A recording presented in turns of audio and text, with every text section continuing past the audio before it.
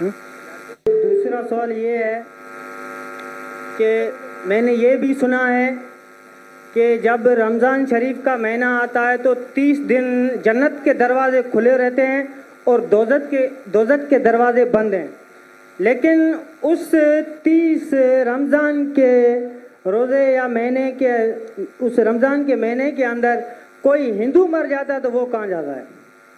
ایسا ایک اچھا سوال ہے اور وہ صحیح سوال ہے. سوال کو کبھی بولنا نہیں چاہیے کہ یہ غلط ہے، غلط سوال ہے، غلط ہے تو ثابت کرنا چاہیے. بھائی صاحب کا یہ سوال ہے اور یہ کوٹ کر رہے حدیث کی، اور کئی حدیث ہے اللہ کے رسول کی بخاری میں اور باقی حدیث، کہ رمضان میں اللہ سبحانہ و تعالیٰ جنت کے دروازے کھولتا ہے اور دوزخ کے دروازے بند ہوتے ہیں. بھائی صاحب نے ایک حدیث بولنے بھول گئے کہ شیطان بھی قید رہتے ہیں. تو 3 سوال ساتھ میں ہے کہ اللہ تعالیٰ شیطان کو قید کرتا ہے. تو بھائی کا سوال ہے کہ اگر رمضان کے 30 دنوں میں کوئی ہندو مرتا ہے تو کدھر جائیں گا، وہ کہاں جائیں گا؟ کوئی سوال پوچھتا ہے کہ اگر شیطان اس چینڈ مطلب کڑی، ہتھ کڑی تو نہیں بول سکتے، کڑی چین، شیطان چین سے بندھا ہوا رہتا ہے. تو شیطان چین سے بندھا ہوتا ہے، پھر بھی ہم دیکھتے ہیں گناہ ہوتے ہیں. بھلے رمضان میں گناہ کم ہوتے، گناہ تو ہوتے ہیں نا. تو شیطان جب چینڈ ہوتا ہے تو گناہ کیسے ہوتے؟ یہ بھی سوال ہے کہ نہیں؟ اگر شیطان اللہ تعالیٰ چین کرتا ہے رمضان میں، یہ تو رمضان میں پھر بھی چوریاں ہوتی کیا نہیں؟ کم ہوتی ہے، پھر بھی لوگ شراب پیتے کم پیتے. تو جب شیطان چینڈ ہے تو کیسے یہ غلطیاں ہوتی، کیسے یہ گناہ ہوتے؟ جہاں تک کہ پہلے سوال کا جواب ہے کہ دوزخ کے دروازے بند ہوتے اور جنت کے دروازے کھل جاتے. اگر کوئی ہندو رمضان کے مہینے میں مرتا ہے تو کہاں جائیں گا؟ وہ جائیں گا پہلے برزخ میں. کہاں جائیں گا؟ برزخ مطلب انٹرم پیریڈ. انسان مرنے کے بعد جنت میں ڈائریکٹ نہیں ہوتا ہے، وہ برزخ میں رہتا ہے. بعد میں حشر کے میدان میں سب اٹھائے جائیں گے، حساب کتاب ہوئیں گا. فائنل سورہ عمران سورہ نمبر 3 آیت number 185. The final recompense is on the day of judgment. کل نفس ذائقۃ الموت، ہر نفس کی موت ہوئی. آخری حساب کتاب ہوئیں گا فائنل کبھی on the day of judgment، قیامت کے دن پہ. اور جو بھی کوئی جہنم کی آگ سے بچیں گا اور جنت جائیں گا وہ اس دنیا میں سفلتا پائیں گے. یہ قرآن کی آیت ہے. فائنل حساب کتاب کب ہوئیں گا؟ یوم القیامہ میں، ادھر نہیں. تو رمضان میں اگر بند بھی ہے تو وہ جانے والا ہے برزخ میں. بعد میں تو کھلیں گے نا رمضان کے بعد تو دروازے کھلیں گے کہ نہیں؟ جی ہاں کھلیں گے نا. تو اگر اس نے شرک کیا، اللہ اور اللہ کے رسول کی بات نہیں مانا، تو اس کو سزا ملیں گی برزخ میں. جنت کے دروازے کھلے رہیں گے، دوزخ کے دروازے بھی کھل جائیں گے تو جب ٹائم آئے گا تو وہ دوزخ میں جائیں گا. بالکل. یہ سوال تو آسان تھا.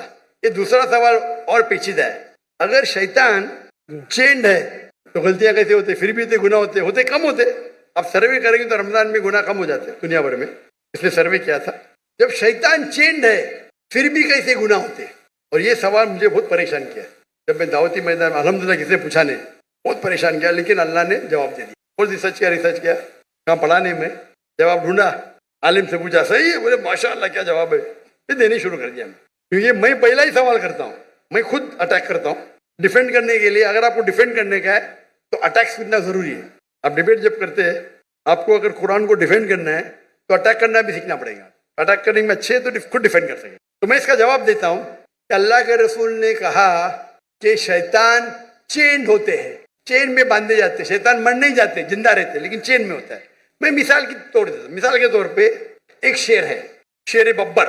وہ چین کے اندر ہے اور چین ہے 10 فیٹ لمبی، اور آپ دور کھڑے تو آپ کو پتا ہے چین ایک دم مضبوط ہے، تو آپ ڈریں گے نہیں. برابر کہ نہیں ڈریں گے نا؟ چین مضبوط ہے لیکن 10 فیٹ لمبی ہے، تو آپ 30-40 فیٹ سے دیکھیں گے، محفوظ رہیں گے کہ نہیں؟ اگر شیر ببر یا شیر جی چینڈ ہے اور 10 فیٹ لمبی چین ہے، جی آپ 30 فیٹ سے دور ہے، چین مضبوط ہے، آپ محفوظ رہیں گے کہ نہیں؟ ضرور خوف تو ہوگا. ڈرپوک رہیں گے تو خوف رہے گا نا. جی برابر کہ نہیں؟ ایسا تو شیر کے بنا بھی آپ کو خوف آ سکتا ہے. بھائی کتے کو دیکھ کے بھاگ جائیں گے آپ، بلی کو دیکھ کے بھاگیں گے، لیکن اگر آپ 30 فیٹ دور ہے تو آپ محفوظ ہیں کہ نہیں؟ ہاں کہ نہیں؟ ہاں کہ نہیں؟ بالکل. اب یاد. لیکن اگر آپ شیر کے قریب جائیں گے تو کیا ہوگا؟ کھائے گا. ہاں. تو اللہ کے رسول جب کہتے ہیں کہ رمضان میں شیطان چینڈ ہے، اس کا مطلب آپ شیطان کے قریب مت جاؤ. آپ رمضان میں بولیں گے نہیں میں جوئے کے اڈے میں جاؤں گا، رمضان ہے میں شراب کے اڈے پہ جاؤں گا، تو آپ شراب پئیں گے. تو غلطی کس کی؟ ہماری. آپ کی.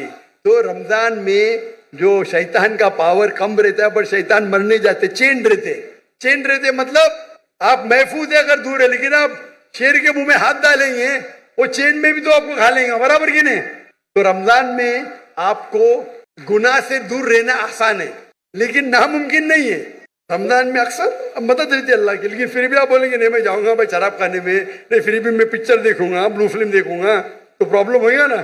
تو رمضان میں سب اس کا جو انٹینسٹی رہتا ہے شیطان کی کم رہتی، کیونکہ چین رہتا ہے. آپ اس کے قریب جائیں گے، اس کے منہ میں ہاتھ ڈالیں گے تو کھا لیں گے آپ کو، پھر آپ گناہ کریں گے. تو یہ ہے عقلی جواب. صحیح جواب تو اللہ عالم، یہ عقلی جواب ہے. اگر حدیث صحیح ہے اپنی جگہ پہ، اس کا مطلب آپ کو اور توجہ دینا چاہیے اور آپ کو اور وقت اللہ کی عبادت کرنا رمضان میں. ہمارے بھائی صاحب نے ایک بہت اچھا سوال پوچھا. جنک سمر علی صاحب ماشاء اللہ بہت اچھا سوال پوچھے، اور ان کے سوال سے ہمیں مسلمان کو بھی انشاءاللہ ہدایت ملے گی. جنک سمر علی صاحب نے سوال کیا کہ وہ چاہتے تھے لکھنؤ میں ایک مسجد میں جائے، لیکن وہاں بورڈ لگا تھا کہ non Muslims are not allowed, غیر مسلمان کو اندر آنے کی اجازت نہیں ہے. یہ پوچھنا چاہتے ایسا کیا اسلام میں ہے، اور ہے تو کیوں؟ غیر مسلمان مسجد میں کہنا کہ غیر مسلمان داخل نہیں ہو سکتے، یہ بالکل غلط ہے. عام طور پہ غیر مسلمان مسجد میں آ سکتے ہیں. ہمیں اگر ڈر ہے کہ وہ کچھ دنگا فساد کرے اس ٹائم اسے روکے تو الگ بات ہے، ورنہ غیر مسلمان مسجد میں آ سکتے. اور محمد صلی اللہ علیہ وسلم خود غیر مسلمان کو مسجد میں دعوت دی.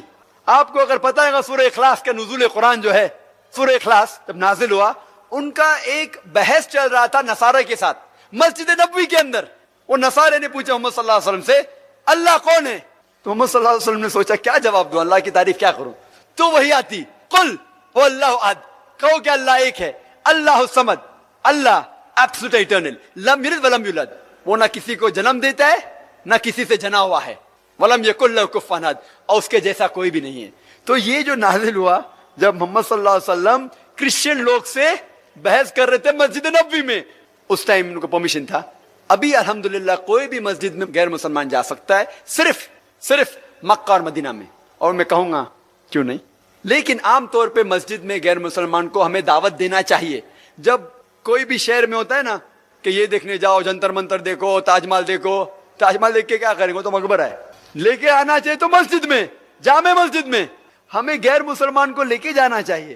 ہاں احترام کے ساتھ، اگر کوئی آ رہا ہے تو ایسا نہیں کہ آدھی چڈی میں آؤ، بولنا چاہیے بھائی ٹھیک ہے صحیح طریقے سے آؤ. لیکن دیکھنا چاہیے، لوگ سمجھتے ہیں غیر مسلمان چرچ میں جاؤ تو بدھ ہے عیسیٰ علیہ السلام کی، مندر میں جاؤ تو مورتی ہے، تو لوگ سمجھتے ہیں اللہ بھی کوئی مورتی ہے کیا. جب آتے غیر مسلمان سوچتے یہ مسجد تو پوری خالی، اور ڈھونڈتے.